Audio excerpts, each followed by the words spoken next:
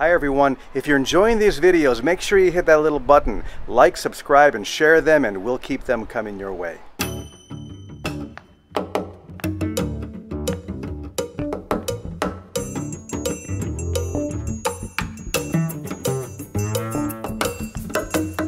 I'm James Twyman, and here's your step into heaven for the day.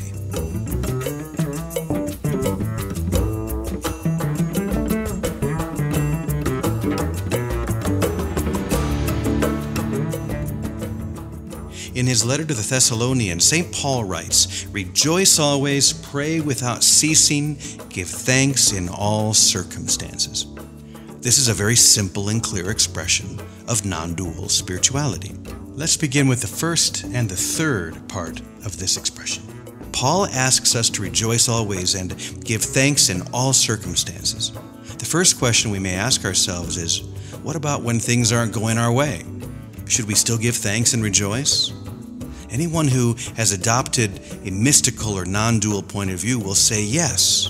St. Paul was right when he asked us to rejoice and be grateful no matter what. In fact, there is even better reason to be thankful when things don't go our way, because that's when we learn the most. We learned very little when we got exactly what we asked for. But the second part of the expression, in my opinion, is the most important: to pray without ceasing.